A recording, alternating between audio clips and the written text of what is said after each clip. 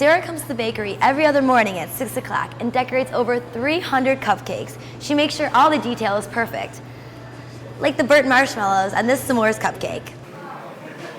Jay Cutler and Kristen Cavalieri have finally set a wedding date, July 7th of 2012, which gives their wedding guests an entire year to rack up the goodies. I'm Gina Chinino. The U of I volleyball team is undefeated, but they'll be put to the test tomorrow night. See how they're bumping away? The competition, UI7, starts right now. A 16-pound turkey costs about $20, which is a 25-cent per pound increase since last year. That means you pay about 20% more for your Thanksgiving turkey dinner. I'm standing at Trattoria del Polaro, which is right outside of Campo di Fiori. It's a family-owned restaurant, and we're going to go interview the owner and find out more about their restaurant specialties. With the Crosstown Classic tied at a game apiece, the Cubs and the White Sox are going to have to rely on some star players. This is field corn. Once it's harvested, it can be sent overseas, or it can be used locally to feed livestock and used to make ethanol. As Cubs manager Mike Quaddy said after today's 3-1 loss to the Houston Astros, pitching is important. What's the process behind getting fresh ingredients every day? Ma noi facciamo la spesa tutti i giorni. Tutti i giorni facciamo la spesa. The artists are giving the public an opportunity to make their own paper, like this, to show how important recycling is. These little guys are living the life. They get fed twice a day, have unlimited source of water, and are able to roam free on the farm. What they don't know,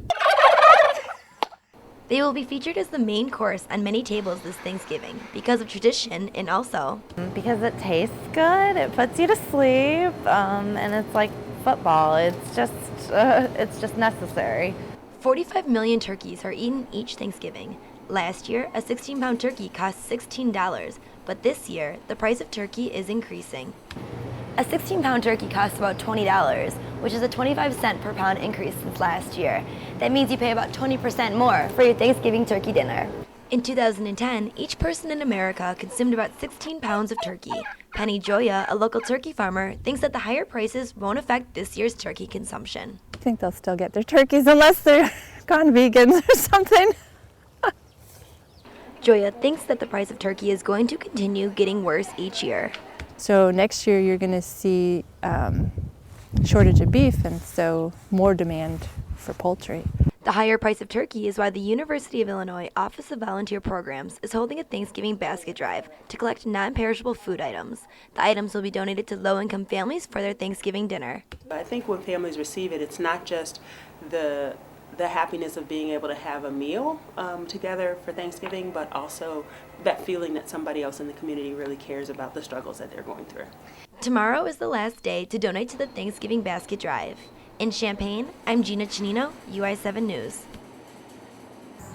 No me puedes hablar, sorry. Laughter fills the air at Cream and Flutter Bakery as Juan Jose Viejo and his mother, who flew in from Guatemala, bond over cupcakes. So she flew here, and I was like, I need to take her here because they're really good.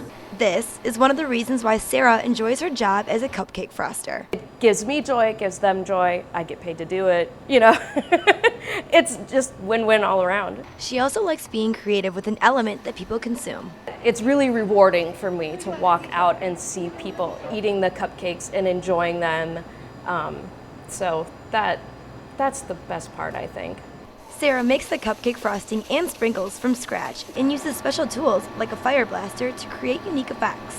Sarah comes to the bakery every other morning at 6 o'clock and decorates over 300 cupcakes. She makes sure all the detail is perfect, like the burnt marshmallows on this s'mores cupcake. When asked what the most unusual request she has had as a cupcake froster, she told me, You should probably ask them. So I asked the co-owners of Cream and Flutter. And the birthday party ones, I think, are the ones that are a little wider in range. Sometimes it's sports teams, sometimes it's, characters from movies or books or television shows. The co-owners come up with the ideas for flavoring and decorations, but Sarah's artistic skills bring those designs to life. It really is an art form. It took Sarah about 9 months to master the skills of being a cupcake froster. From downtown Champaign, I'm Gina Chinino, UI7 News.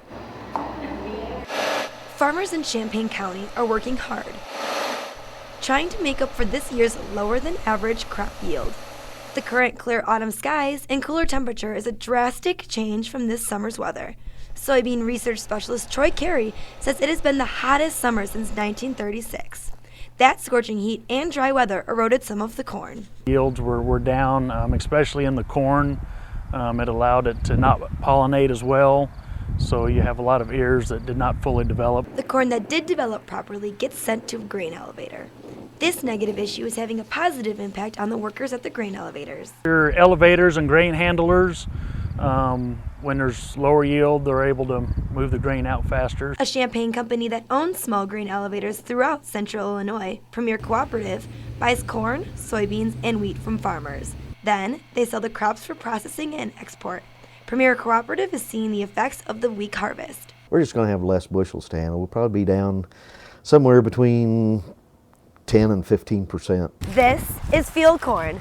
Once it's harvested, it can be sent overseas, or it can be used locally to feed livestock and used to make ethanol. We buy the grain from the farmers, and then we sell the futures until we can sell the grain to the end users. Prowl says most farmers are averaging from 140 to 165 bushels of corn per acre, and that this year's numbers have fallen below last. From Champaign, I'm Gina Chinino, UI7 News. I'm Gina Chinino. Urbana police are still investigating a U of I campus shooting.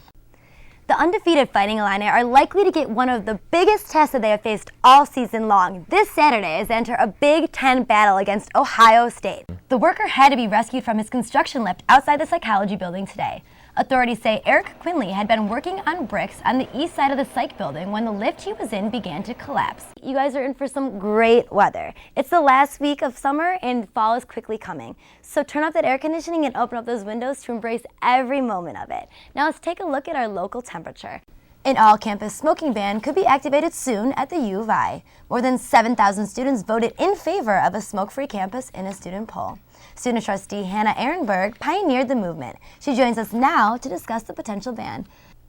Illinois fans can get an early look at their 2011-2012 men's basketball team this Saturday. There will be an open practice and scrimmage at Assembly Hall. The doors open at noon, which gives the public 2.5 hours to take in some basketball before heading over to Memorial Stadium for the football game. Illinois farmers are making progress on their annual corn harvest. Champaign County agricultural workers say they are facing struggles beyond their control, but will get the job done. It was so cool going to the turkey farm and getting to see how to play with them, and I mean, now I kind of feel guilty eating them. They were so cute and they were friendly. It was adorable, so it was a great experience.